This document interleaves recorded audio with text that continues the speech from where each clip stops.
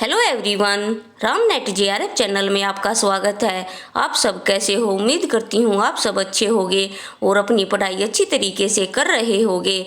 तो फ्रेंड्स, आज इस वीडियो में हम डिस्कस करेंगे हमारा मॉक टेस्ट 1।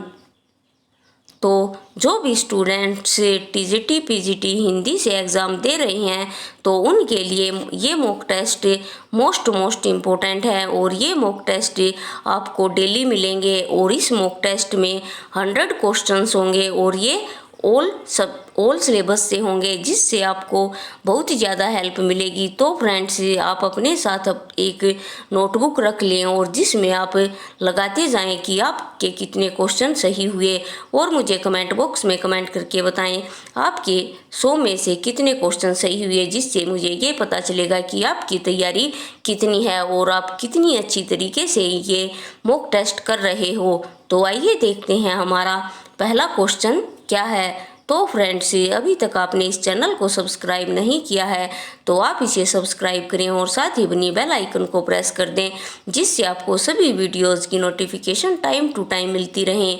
तो आइए देखते हैं हमारा पहला क्वेश्चन क्या है। भारतीय संविधान के अनुसार किस दिन हिंदी को राजभाषा स्वीकार किया गया था? A 15 August 1947, B 18 August 1942, C 26 जनवरी 1950 और D 26 जनवरी 1965। तो इसका हमारा राइट ऑप्शन होगा D 26 जनवरी 1965। नेक्स्ट क्वेश्चन देखते हैं। शिक्षा संबंधी पुस्तकों के प्रकाशन हेतु स्कूल बुक सोसाइटी की स्थापना किस नगर में हुई? A इलाहाबाद, B कोलकाता में, C आगरा में और D दिल्ली में। तो इसका हमारा राइट ऑप्शन होगा C आगरा में। तो फ्रेंड्स, आपको ये मैं क्वेश्चन करवा रही हूँ तो ये आपको फास्ट लग रहे हैं तो आप इन्हें पॉज करके भी अपना आंसर लगा सकते हैं, जिससे आपको पता चलेगा कि आपके कितने क्वेश्चन सही हुए। नेक्स्ट क्वेश्चन देखते हैं। तीसरा, पराधीन सपने वे ही सुख नाही पंक्ति लिखी गई है? A रहीम द्वारा, B कबीरदास द्वारा, C मल्लुकदास द्वारा और D तुलसीदास द्वारा। तो इसका हमारा राइट ऑप्शन होगा D तुलसीदास द्वारा। पराधीन सपने हूँ सुख नाही, ये पंक्ति कबीर तुलसीदास द्वारा लिखी गई है। नेक्स्ट क्वेश्चन है। आजमगढ़ रीडर हिंदी पाठ्य पुस्तक किस प्रेस की ओर से प्रकाशित की गई? A orphan press Mirzapur, B Allahabad mission press और C सरस्वती प्रेस इलाहाबाद और D school book society Agra. तो इसका हमारा राइट ऑप्शन होगा B। इसका हमारा राइट ऑप्शन होगा B इलाहाबाद मिशन प्रेस। अगला क्वेश्चन देखते हैं। राजा राममोहन राय ने किस संस्था की स्थापना की? A सेवा समाज, B ब्रह्म समाज, C आर्य समाज और D प्रार्थना समाज। तो इसका राइट ऑप्शन होगा हमारा B ब्रह्म समाज। अगला है। हरिवंश राय बच्चन की आत्मकथा निम्नलिखित में से कौन सी पुस्तक है? A क्या भूलूं कि क्या याद करूं, B नीड का निर्माण फिर, C बसेरे से दूर या D उपयुक्त में से सभी। तो इसका हमारा 6th का राइट आंसर होगा D उपयुक्त में से सभी। ये सभी ही हरिवंश राय बच्चन की आत्मकथा में सम्मिलित पुस्तक है। अगला है। बंगदूत नामक पत्र किसने प्रकाशित किया? A स्वामी दयानंद ने, B स्वामी विवेकानंद ने, C राजा राममोहन राय ने और D रविंद्रनाथ टैगोर ने। तो इसका हमारा राइट ऑप्शन होगा C। नेक्स्ट क्वेश्चन है। कौन सा पत्र हिंदी का पहला समाचार पत्र माना जाता है? A Kadambini, B Hindi Pradeep, C ब्राह्मण और D उदंत मार्तंड। तो इसका राइट ऑप्शन होगा D उदंत मार्तंड। अगला क्वेश्चन है। निम्नलिखित में से कौन से देश के लोग पाली को मागधी कहते हैं? A Japan, B Sri Lanka, C Bhutan और D तिब्बत। तो इसका हमारा राइट ऑप्शन होगा B श्रीलंका। भाषा योग वशिष्ठ की रचना किसने की? A लल्लूलाल ने, B रामप्रसाद निरंजनी ने, C सदा सुखलाल ने और D सदल मिश्र ने। तो फ्रेंड्स, इसका हमारा राइट ऑप्शन होगा 10 का हमारा राइट ऑप्शन होगा B सदासुख लाल। राइट ऑप्शन होगा B रामप्रसाद निरंजनी ने। नेक्स्ट क्वेश्चन देखते हैं। काशी नागरी प्रचारणी सभा की संस्थापना किस सन में हुई? ए 1893 में, बी 1825 में, सी 1837 में और डी 1900 में। तो 11 का हमारा राइट ऑप्शन होगा सी 1837 में।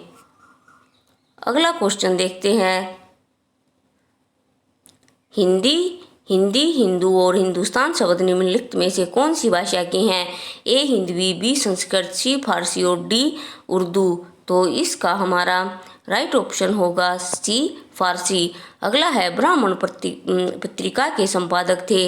ए बालकृष्ण भट्ट, बी लाला श्रीनिवास दास, सी भारतेंदु हरिश्चंद्र और डी प्रताप नारायण मिश्र। तो इसका हमारा राइट ऑप्शन होगा डी प्रताप नारायण मिश्र ब्राह्मण पत्रिका के संपादक थे। अगला है बालकृष्ण भट्ट ने किस पत्र का संपादन किया? ए बंगदूत, बी उदंत मार्तंड, सी हिंदी प्रदीप और डी भारत बंधु। तो इसका हमारा राइट ऑप्शन होगा सी हिंदी प्रदीप। नेक्स्ट है मीराबाई ने किस भाव से कृष्ण की उपासना की? ए वात्सल्य, बी शाक्य या शक्य, सी माधुर्य और डी दास्य। तो 15 का हमारा राइट ऑप्शन होगा डी दास्य। अगला क्वेश्चन है 16वां स्वयंभू की सती है? ए 5वीं सदी, बी 6ठी सदी, सी 7वीं सदी और डी 8वीं सदी। तो इसका हमारा राइट ऑप्शन होगा 16 का डी 8वीं सदी। लुइपा किस शताब्दी के कवि थे? ए 7वीं सदी, बी 8वीं सदी, सी 9वीं सदी और डी 10वीं सदी। तो इसका हमारा राइट ऑप्शन होगा सी 9वीं सदी। नेक्स्ट क्वेश्चन देखते हैं। न्यूरिया या न्यूनिया निम्नलिखित में से किस उपन्यास का पात्र है? ए अनामदास का पोथा, बी पुनर्नवा, सी चारूचंद्र लेख और डी बाणभट्ट की आत्मकथा। तो इसका हमारा राइट ऑप्शन होगा डी बाणभट्ट की आत्मकथा का पात्र है न्यूनिया या न्यूरिया उपन्यास का पात्र। कौन से उपन्यास का पात्र है? तो बाणभट्ट की आत्मकथा। नेक्स्ट है विद्यापति मुख्यतः किस भाषा के कवि हैं? ए ब्रज, बी अवधी, सी मैथिली और डी भोजपुरी। तो इसका हमारा राइट ऑप्शन होगा सी मैथिली। नेक्स्ट क्वेश्चन है डोमिपा किस सदी के कवि हैं?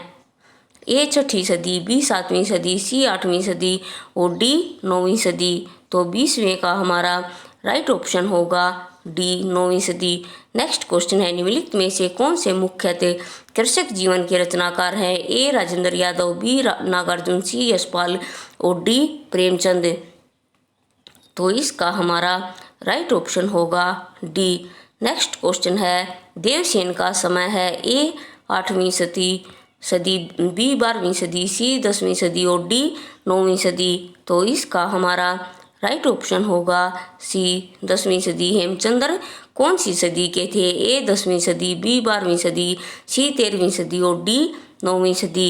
तो इसका हमारा राइट ऑप्शन होगा 23वें का बी 12वीं सदी। अगला क्वेश्चन देखते हैं।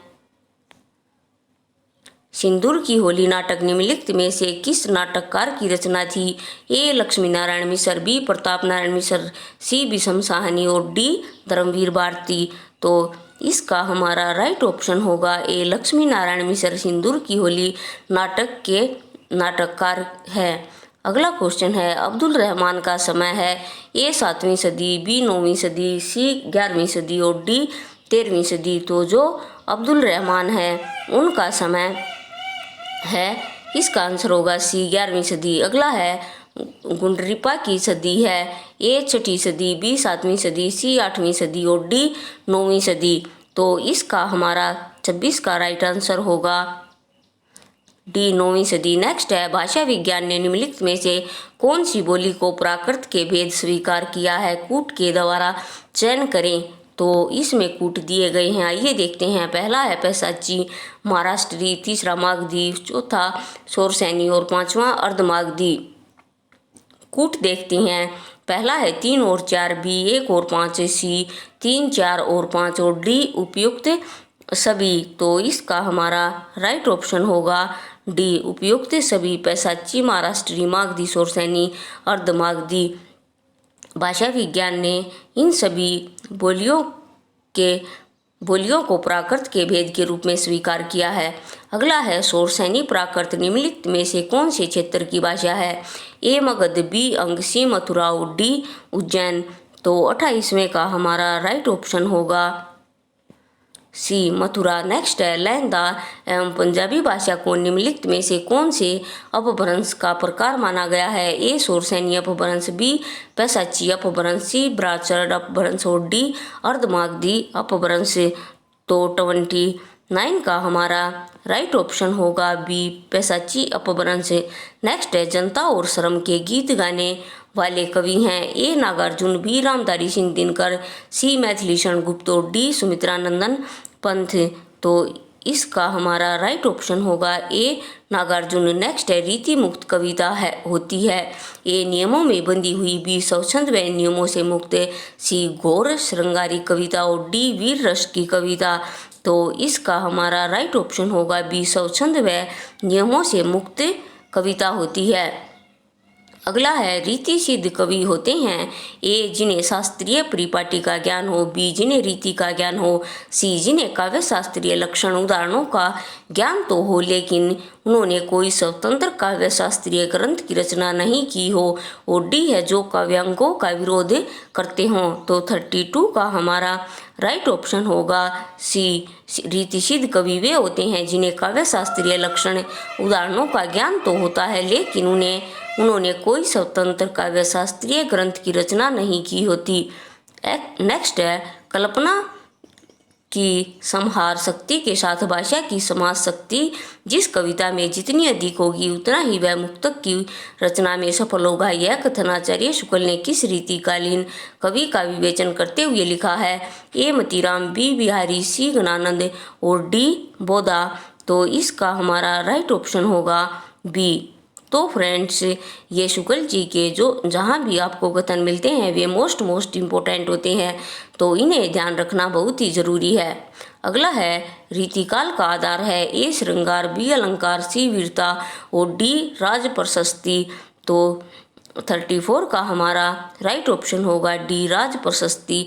अगला है वियोग श्रृंगार का प्रधान मुक्तक कवि है? आचार्य शुक्ल ने किसे कहा है? ए केशव को, बी कबीर को, सी पद्माकर को और डी घनानंद को। तो इसका राइट ऑप्शन होगा हमारा डी घनानंद को। अगला है अवधूत मत किसे कहा गया है? ए संत संप्रदाय को, बी कृष्ण भक्ति धारा को, सी नाथ संप्रदाय को, डी जैन संप्रदाय को। तो इसका हमारा राइट ऑप्शन होगा बी कृष्ण भक्ति धारा को। नेक्स्ट है प्राकृत पेंगलम का विषय है? ए रस, बी छंद, सी अलंकार, डी ध्वनि। तो 37 का हमारा राइट ऑप्शन होगा बी छंद। प्राकृत पेंगलम का विषय है छंद। विद्यापति की पदावली में कौन सा रस प्रधान है? ए करुण, बी वीर, सी श्रृंगार और डी शांत। तो 38 का हमारा राइट ऑप्शन होगा सी श्रृंगार। नेक्स्ट है आदिकाल के अंतिम प्रमुख कवि हैं? ए सरप्पा, बी हेमचंद्र, सी जगनिग और डी खुसरो। तो 39 का हमारा राइट ऑप्शन होगा डी खुसरो। नेक्स्ट है कौन सा रासो ग्रंथ अजमेर के शासक से संबंधित है? तो आइए इसके ऑप्शन देखते हैं। ए विजयपाल रासो, बी पृथ्वीराज रासो, सी बीसलदेव रासो, डी खुमान रासो। तो इसका हमारा राइट ऑप्शन होगा ए विजयपाल रासो। नेक्स्ट क्वेश्चन देखते हैं अपभ्रंश में राम के चरित्र का कौन सा ग्रंथ लिखा गया है? ए दोहा कोश, बी शब्दानुशासन, सी पदावली और डी पौमचरिव। तो 41 का राइट आंसर होगा हमारा डी पौमचरिव। चारण काव्य की भाषा कौन सी है? ए प्राकृत, बी अपभ्रंश, सी डिंगल और डी अवट। तो इसका हमारा राइट ऑप्शन होगा डी अवट। नेक्स्ट क्वेश्चन है आचार्य शुक्ल ने देश भाषा काव्य की पुस्तकों की संख्या मानी है? ए 10, बी 12, सी 8 और डी 6। तो इस 43 का हमारा राइट ऑप्शन होगा सी 8। अगला क्वेश्चन है कविराज श्यामल दास ने रासों की उत्पत्ति मानी है? ए रसानुभूति, बी रहस्य से, सी रसायन से और डी रासक से। तो 44 का हमारा राइट ऑप्शन होगा बी रहस्य से। नेक्स्ट क्वेश्चन है काशी प्रसाद जायसवाल ने रासों की उत्पत्ति मानी है? ए रास से, बी रासों से, सी रहस्य से और डी रासक से। तो इसका हमारा राइट ऑप्शन होगा सी रहस्य से। नेक्स्ट क्वेश्चन है, प्रसाद ने कितने उपन्यास लिखे हैं? ए 2, बी 3, सी 6 और डी 5। तो इसका हमारा राइट ऑप्शन होगा बी 3। प्रसाद ने 3 उपन्यास लिखे हैं। नेक्स्ट क्वेश्चन है, गोस्वामी कृष्ण शरण प्रसाद के किस उपन्यास का महत्वपूर्ण पात्र है? ए झरना, बी इरावती, सी तितली और डी कंकाल। तो इसका हमारा राइट ऑप्शन होगा डी कंकाल। पत्राविधि में लिखा गया हिंदी का प्रथम उपन्यास है। ए काले कारनामे, बी अलका, सी शिव शंभू का चिट्ठा और डी चंद हसीनों के खतूत। तो 48 का हमारा राइट ऑप्शन होगा डी चंद हसीनों के खतूत पत्रात्मक विधि में लिखा गया हिंदी का पहला उपन्यास है। नेक्स्ट क्वेश्चन है, प्रकृतिवादी उपन्यासकार कौन है? ए पांड्या बीचन शर्मा उगर, बी यशपाल, सी प्रेमचंद और डी निराला। तो 41 का हमारा 49 का राइट ऑप्शन होगा ए पांड्या बीचन शर्मा उगर को प्रकृतिवादी उपन्यासकार कहा जाता है। नेक्स्ट क्वेश्चन है, प्रेमचंद नामकरण किसके द्वारा किया गया है? ए पंत द्वारा, बी मुंशी हृदयराम निगम द्वारा, सी मुक्तिबोध द्वारा और डी अज्ञे द्वारा। तो 50 का हमारा राइट ऑप्शन होगा बी मुंशी हृदयराम निगम द्वारा। अगला क्वेश्चन है 51वां, प्रेमचंद पूंजीवादी यथार्थवाद के रचनाकार हैं, यह किसने कहा है? ए महेंद्र ने, बी किशोरी दास वाजपेयी ने, सी विवेकी राय ने और डी शिवदान सिंह चौहान ने। तो 51 का हमारा राइट ऑप्शन होगा डी शिवदान सिंह चौहान ने। नेक्स्ट क्वेश्चन है, गद्य को जीवन संग्राम की संज्ञा देने वाले उपन्यासकार हैं। ए प्रेमचंद, बी पांडे बीचन शर्मा उगर, सी पंत और डी निराला। तो 52 का हमारा राइट ऑप्शन होगा डी निराला। नेक्स्ट क्वेश्चन है, सूरदास कौन से उपन्यास का पात्र है? ए गोदान, बी निर्मला, सी रंगभूमि और डी कायाकल्प। तो 53 का हमारा राइट ऑप्शन होगा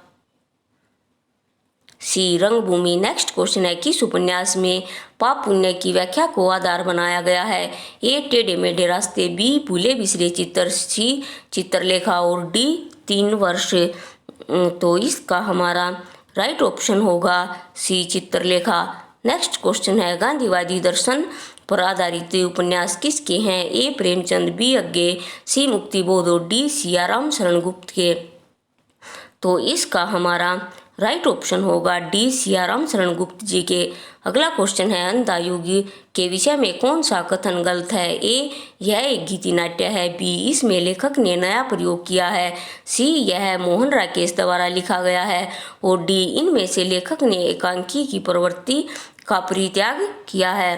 तो 56 का हमारा राइट ऑप्शन होगा सी यह मोहन राकेश द्वारा लिखा गया है। अगला क्वेश्चन है, अंधेर नगरी के रचनाकार कौन है? ए श्री निवास दास, बी भारतेंदु हरिश्चंद्र, सी जयशंकर प्रसाद और डी सुमित्रा नंदन पंथ। तो 57 के का हमारा राइट ऑप्शन होगा बी भारतेंदु हरिश्चंद्र। नेक्स्ट है, हिंदी का पहला एकांकी नाटक कौन सा है? ए नरमेध, बी आधे अधूरे, सी एक घूंटे और डी चारुमित्रा। तो 58 का हमारा राइट ऑप्शन होगा सी एक घूंट। नेक्स्ट क्वेश्चन है, हिंदी का प्रथम एकांकी संग्रह कौन सा है? ए चारुमित्रा, बी आधे अधूरे, सी बादल की मृत्यु और डी कारवां। तो इसका हमारा राइट ऑप्शन होगा डी कारवां।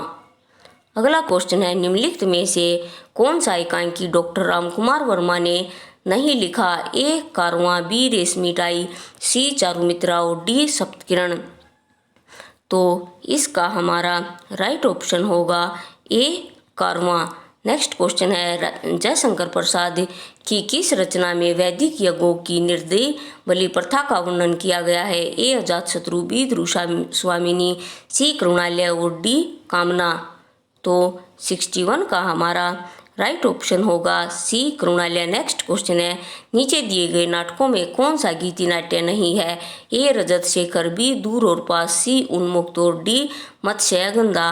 तो 62 का हमारा राइट ऑप्शन होगा बी दूर और पास, ये गीति नाट्य नहीं है। अगला क्वेश्चन देखते हैं, महाभारत की सांझ के लेखक का क्या नाम है? ए भारतभूषण अग्रवाल, बी सत्येंद्र शर्त, सी देवराज दिनेश और डी विनोद रस्तोगी। तो 63 का हमारा राइट ऑप्शन होगा ए भारतभूषण अग्रवाल। नेक्स्ट क्वेश्चन है, नीचे लिखे संस्कृत साहित्य के ग्रंथों में से किस रचना को भारत का पहला उपन्यास कहा जाता है? ए कथा सूक्ति सागर, बी वासवदत्ता, सी 10 कुमार चरित और डी कादम्बरी। तो 64 का हमारा राइट ऑप्शन होगा डी कादम्बरी। नेक्स्ट क्वेश्चन देखते हैं, निम्नलिखित कारणों में से किस कारण से 10 कुमार चरित को उपन्यास कहना युक्ति संगत नहीं है? ए 10 कुमार चरित में रोचकता है, बी इसमें अलंकारिता की प्रधानता है, सी भिन्न भिन्न कथा वस्तुओं को मूल कथा के निर्बल सूत्रों से जोड़ा नहीं जा सकता और डी इसमें उपन्यास के लक्षणों का समावेश हुआ है। तो 65 का हमारा राइट ऑप्शन होगा सी भिन्न भिन्न कथा वस्तुओं को मूल कथा के निर्बल सूत्रों से जोड़ा नहीं जा सका। अगला है, साहित्य और जन संघर्ष के रचयिता कौन है? ए गिरजा शंकर, बी नरेंद्र मोहन, सी शंभुनाथ सिंह और डी कमलापति त्रिपाठी। तो 66 का हमारा राइट ऑप्शन होगा सी शंभुनाथ सिंह। अगला क्वेश्चन है, साहित्य और सामाजिक मूल्य के रचयिता कौन है? A manager Pandey, B Muktibodh, सी नंद किशोर नवल और डी अज्ञे। तो 67 का हमारा राइट ऑप्शन होगा ए मैनेजर पांडे। अगला क्वेश्चन देखते हैं, सगुणों कहकर किस आचार्य ने काव्य के गुणों के महत्व को स्वीकार किया है? ए विश्वनाथ, बी पंडित जगन्नाथ, सी वामन और डी मम्मट। तो 68 का हमारा राइट ऑप्शन होगा डी मम्मट। नेक्स्ट क्वेश्चन है, दोष प्रकरण के अंतर्गत विद्वानों ने शब्द दोष कितने प्रकार के माने हैं? ए 2, बी 5, सी 6 और डी 3। तो 69 का हमारा राइट ऑप्शन होगा डी 3। अगला क्वेश्चन देखते हैं, विद्वानों ने काव्य रचना के हेतु के लिए रचनाकार को 3 विशेषताएं मानी हैं। नीचे दी गई विशेषताओं में से कौन सी है उस पर चिन्ह लगाइए। ए प्रतिभा, बी व्युत्पत्ति, सी शक्ति और डी अभ्यास। तो 70 का हमारा राइट ऑप्शन होगा सी शक्ति। नेक्स्ट क्वेश्चन है, संस्कृत का वह कौन आचार्य है जिसके मत से काव्य रचना से कवि को और उसका अध्ययन करने से पाठक वर्ग को धर्म, अर्थ, काम तथा मोक्ष प्राप्त होता है? ऑप्शन देखते हैं, ए आचार्य वामन, बी भामह, सी भर्तमुनि और डी आचार्य विश्वनाथ। तो 71 का हमारा राइट ऑप्शन होगा बी आचार्य भामह। अगला क्वेश्चन है, स्वांत सुखाए कहकर किसने उसे काव्य प्रयोजन स्वीकार किया है? ए सूरदास ने, बी चंद्रबरदाई ने, सी तुलसीदास ने और डी कबीर ने। तो इसका हमारा राइट ऑप्शन होगा सी तुलसीदास ने स्वांत सुखाए कहकर काव्य प्रयोजन को स्वीकार किया है, तो तुलसीदास ने। अगला क्वेश्चन है, राजशेखर के अनुसार काव्य प्रयोजन निम्नलिखित में से क्या है? ए अक्षय कीर्ति प्राप्त करना तथा आनंद की प्रीति, बी धन को प्राप्त करना, सी ऐश्वर्य का विनाश करना और डी लोक व्यवहार का ज्ञान प्राप्त करना। तो इसका हमारा राइट ऑप्शन होगा ए अक्षय कीर्ति प्राप्त करना तथा आनंद की प्रीति। अगला क्वेश्चन है 74, केवल मनोरंजन न कवि का कर्म होना चाहिए उक्ति किसके द्वारा अभिव्यक्त की गई है? ए भारतेंदु हरिश्चंद्र द्वारा, बी जयशंकर प्रसाद द्वारा, सी मैथिली शरण गुप्त द्वारा और डी सूर्यकांत त्रिपाठी निराला द्वारा। तो इसका हमारा राइट ऑप्शन होगा सी मैथिली शरण गुप्त द्वारा। काव्य से संबंधित जो कथन के अधिक निकट प्रतीत होता है उस पर चिन्ह लगाइए। ए काव्य आंतरिक सौंदर्य की उद्भावना करता है, बी काव्य परहित के लिए होता है, सी काव्य के रचनाकार के हृदय को आनंद प्राप्त होता है और डी उपयुक्त तीनों। तो 75 का हमारा राइट ऑप्शन होगा डी उपयुक्त तीनों। अगला क्वेश्चन है कन्नौजी किस उपभाषा क्षेत्र की बोली है? ए पूर्वी हिंदी, बी पश्चिमी हिंदी, सी पहाड़ी हिंदी और डी बिहारी। तो इसका हमारा राइट ऑप्शन होगा बी पश्चिमी हिंदी। मुजफ्फरनगर किस बोली का क्षेत्र है? ए ब्रज, बी कन्नौजी, सी खड़ी बोली और डी छत्तीसगढ़ी। तो इसका हमारा राइट ऑप्शन होगा सी खड़ी बोली। अगला क्वेश्चन है बांगरू का संबंध है ए पहाड़ी, बी बिहारी, सी पूर्वी हिंदी और डी पश्चिमी हिंदी। तो 78 का हमारा राइट ऑप्शन होगा डी पश्चिमी हिंदी। नेक्स्ट है बहराइच सुल्तानपुर किस बोली के अंतर्गत आते हैं? ए गढ़वाली, बी अवधी, सी बांगरू और डी छत्तीसगढ़ी। तो 79 का हमारा राइट ऑप्शन होगा बी अवधी। अगला है डिंगल भाषा का अर्थ है ए ब्रज भाषा, बी असाहित्यिक भाषा, सी अपभ्रंश के योग से बनी शुद्ध राजस्थानी और डी मिश्रित अपभ्रंश। तो इसका हमारा राइट ऑप्शन होगा सी अपभ्रंश के योग से बनी शुद्ध राजस्थानी। नेक्स्ट क्वेश्चन है भाषा विज्ञान की दृष्टि से हिंदी भाषा किसे कहते हैं? ए बिहारी हिंदी, बी पश्चिमी हिंदी, सी उत्तरी हिंदी और डी दक्षिणी या दक्षिणी हिंदी। तो 81 का हमारा राइट ऑप्शन होगा बी पश्चिमी हिंदी। नेक्स्ट क्वेश्चन है कंठ व्यंजनों का उच्चारण किससे होता है? ए होठों से, बी कठिनाई से, सी गले से और डी कंठ से। तो इसका हमारा राइट ऑप्शन होगा डी कंठ से। नेक्स्ट क्वेश्चन है कोई व्यंजन किसके बिना उच्चारित नहीं किया जा सकता? ए स्वयं, बी विसर्ग के, सी स्वर के और डी अनुस्वार के। तो 83 का हमारा राइट ऑप्शन होगा सी स्वर के। नेक्स्ट क्वेश्चन है हिंदी वर्णमाला के क्षेत्र में अक्षय त्रैज्ञ को कहते हैं? ए तालव्य, बी ओष्ठ्य, सी संकर वर्ण और डी स्फूर्त वर्ण। तो 84 का हमारा राइट ऑप्शन होगा सी संकर वर्ण। अगला है हिंदी के दो उत्सिक्त व्यंजन कौन से हैं? ए ढ और ड, बी त थ, सी प फ और डी न और अड़।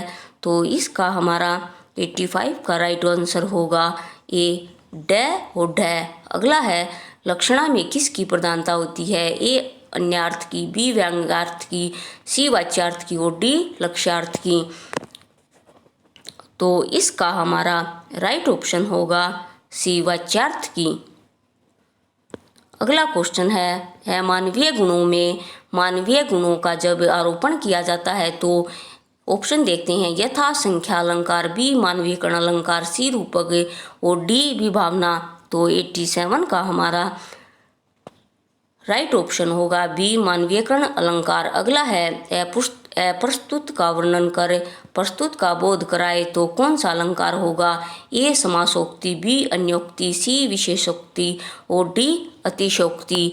तो 88 का हमारा राइट ऑप्शन होगा बी अन्योक्ति। अगला क्वेश्चन है वक्ता की बात जब श्रोता अलग अर्थ निकाले तो कौन सा अलंकार होगा? ए निर्दर्शना, बी परिकारंकर और सी वक्रोक्ति और डी सादर्श मूलक। तो 89 का हमारा राइट ऑप्शन होगा सी वक्रोक्ति। नेक्स्ट क्वेश्चन है अभी नवगुप्त का अभिव्यक्तिवाद निम्नलिखित दर्शन पर आधारित है? ए सांख्य दर्शन, बी न्याय दर्शन, सी शैव दर्शन और डी उपयुक्त में से कोई नहीं। तो 90 का हमारा राइट ऑप्शन होगा सी शैव दर्शन। अगला क्वेश्चन है काव्य शोभाकरान दरमान अलंकारन प्रसिद्धि किसकी उक्ति है? ए मम्मट, बी भोज, सी भरत और डी दंडी। तो 91 का हमारा राइट ऑप्शन होगा 91 का हमारा राइट ऑप्शन है डी दंडी। अगला है अलंकृति पुनः कैपी कथन किसका है? ए विश्वनाथ का, बी जगन्नाथ का, सी मम्मट का और डी जयदेव का। तो इसका हमारा 92 का राइट ऑप्शन होगा सी मम्मट का। अगला क्वेश्चन है हमारा सात्विक अनुभावों की संख्या कितनी मानी गई है? ए 11, बी 8, सी 7 और डी 5। तो 93 का हमारा राइट ऑप्शन होगा बी 8। अगला क्वेश्चन है विश्वनाथ का मत है ए साधारणीकरण स्थायी भाव का होता है, बी साधारणीकरण आलंबन धर्म का होता है, सी आश्चर्य के साथ सामाजिक का तारतम्य हो जाना। डी साधारणीकरण कवि की अनुभूति का होता है। तो इसका हमारा 94 का राइट ऑप्शन होगा सी। अगला क्वेश्चन देखते हैं। अंश लक्ष्य क्रम को ध्वनि का वेद माना गया है, वेद माना है। तो आइए इसके ऑप्शन देखते हैं क्या क्या हैं। ए बोझ, बी मम्मट, सी सेमेंदर और डी आनंदवर्धन। तो इसका हमारा राइट ऑप्शन होगा डी आनंदवर्धन। अगला क्वेश्चन है। फोर्ट विलियम कॉलेज स्थापित किया गया था। ए आगरा में, बी दिल्ली में, सी कलकत्ता में और डी मथुरा में। तो इसका हमारा राइट ऑप्शन होगा सी कलकत्ता में। नेक्स्ट क्वेश्चन है। शिव शंभू का चिट्ठा के रचयिता हैं। ए बाबू बालमुकुंद गुप्त, बी अंबिका दत्त व्यास, सी केशवराम भट्ट और डी बाबू तोताराम। तो इसका हमारा राइट ऑप्शन होगा ए बाबू बालमुकुंद गुप्त। अगला है 98 साधारणीकरण शब्द के आविष्कारकर्ता आचार्य का नाम है। ए भट्टनायक, बी अभिनव गुप्त, सी वामन और डी उद्भट। तो 98 का हमारा राइट ऑप्शन होगा ए भट्टनायक। नेक्स्ट क्वेश्चन है। विभावना अलंकार का लक्षण है। ए एक कार्य के अनेक कारण होना, बी बिना कारण के कार्य की सिद्धि, सी कारण होने पर भी कार्य की सिद्धि न होना और डी कारण कहीं और कार्य कहीं। तो 99 का हमारा राइट ऑप्शन होगा बी बिना कारण के कार्य की सिद्धि। अगला क्वेश्चन है और ये हमारा लास्ट क्वेश्चन है। निम्नलिखित में से सही कथन हमें बताना है। ए व्यंग्यार्थ निष्पत्ति में मुख्य अर्थ अनिवार्यता बाधित होता है, बी व्यंग्यार्थ अनिवार्यता मुख्य अर्थ से संबंधित होता है, सी लक्षणा की प्रवृत्ति मुख्य अर्थ के बाधित होने पर ही होता है और अगला है लक्षणा की प्रवृत्ति में रूढ़ि अथवा प्रयोजन आवश्यक नहीं है। तो इसका हमारा राइट ऑप्शन होगा ए व्यंग्यार्थ निष्पत्ति में मुख्य अर्थ अनिवार्यता बाधित होता है। तो फ्रेंड्स, आज हमने मॉक टेस्ट 1 में 100 क्वेश्चन किए। तो आप मुझे कमेंट बॉक्स में कमेंट करके बताएं कि आपके कितने क्वेश्चन सही हुए और आपको ये मॉक टेस्ट कैसा लगा। अगर आपको कोई भी डाउट या कोई भी क्वेरी है तो मुझे कमेंट बॉक्स में कमेंट करके बताएं। तो फ्रेंड्स, इस वीडियो को लाइक करें, चैनल को सब्सक्राइब करें और साथ ही से ज़्यादा शेयर करें। जो भी स्टूडेंट्स हिंदी साहित्य से पीजीटी टीजीटी की तैयारी कर रहे हैं सभी को इन वीडियोज़ का लाभ पहुँचे। तो फ्रेंड्स, तब तक के लिए खुश रहिए, स्वस्थ रहिए और अपने जीवन में आगे बढ़ते रहिए। Thank you.